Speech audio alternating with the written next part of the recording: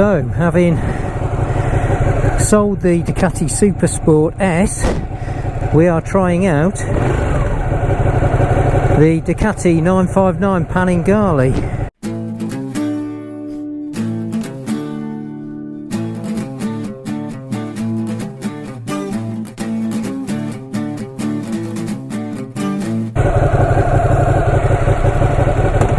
We are going to give it a try.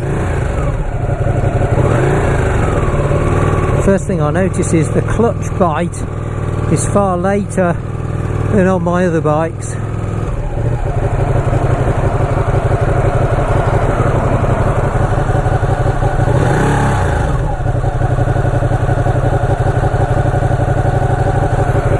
A lot of traffic. So yeah, so I've decided to try the 959 Panigale as the next level up from my Supersport S, because having learnt the trade a little bit for a year and a half on the Supersport, I think we're now ready to try something a bit more powerful than the Supersport, a bit quicker, and I think yeah, this is the next one up. Slightly older bike. So I'm used to the dashboard because it's virtually identical to the dash on my previous Supersport S. Being a Ducati, being the same era, the dash is identical. The only key difference you've got here really in terms of the actual feel of the bike is it's far more sportier riding position, so you're more up and over your shoulders again, like on the MV. But it's definitely more comfortable than the MV. Compared to the Supersport, oh, it sounds better. It's a lot more grunty. It's got a lot more shout to it than the Supersport. So what you've got is, this is the 959 Panigale, and then the next one to supersede this now, which is the current one out there, is the V2.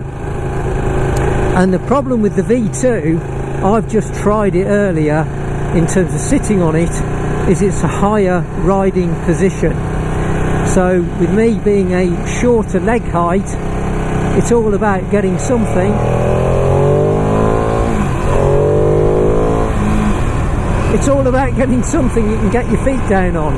So on this one, the official seat height is to 810mm, which is the same, ironically, or near enough, as my Supersport was.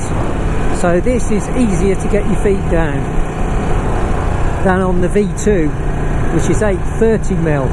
So it's definitely a, you know, it's a harder bike to get your feet down on. That said, when it comes to the riding position, it's still a sports bike, out and out sports bike.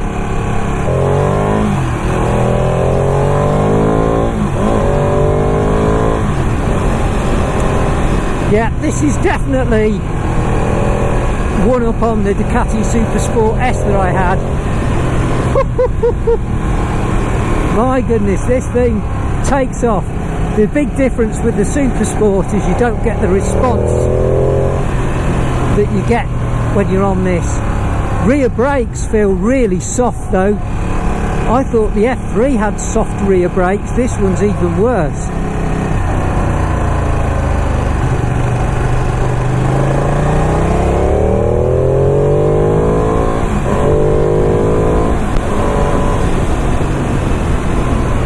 It's definitely got that grunty Ducati sound though.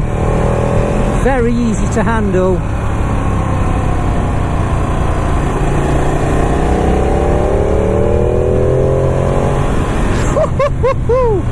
Yeah, I like it. I'd say it's a slightly easier bike to ride than the F3. It's just a bit bigger, slightly more comfortable. You're not as cramped. You're not as cramped on this as you are on the F3, MV F3. So this is a slightly better bike, as a sports bike that is. I think it has a Good noise to it, different noise of course to the F3, because the F3 is a triple, which is a twin. But yeah, easy enough to ride, very easy bike to ride this. It's a lot of fun, I like it.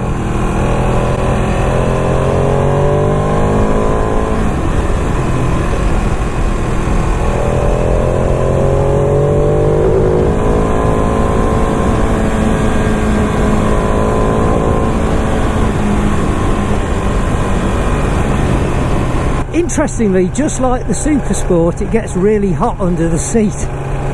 Obviously a thing with Ducati bikes. The thing I'll note about this bike, very, very different from my F3, the critical thing and the most important thing is I can actually see out of the wing mirrors. So on my F3 I can't see a thing.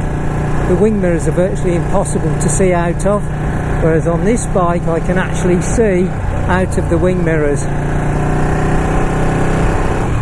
I did go and have a look at the Ducati 959 Corsa version, which is the limited upgraded performance version of this, with improved suspension, etc. And it's a considerably large increase in price. So this 959 Panigale basically comes in at about £9,000. If you want the Corsa version of this, because of course you get the special Corsa paintwork, upgraded fork, suspension, that kind of thing, you agree with all that, you know, you do get all that, but you are looking almost double the price. Double the price. That's a lot of money, folks. And I personally would have a hard job justifying double the price. It's interesting because when I took the F3 out, it rained, it snowed, it did all this stuff, and I ended up buying it. Now I'm taking this one out, I'll probably end up buying this. This is fantastic, I love it.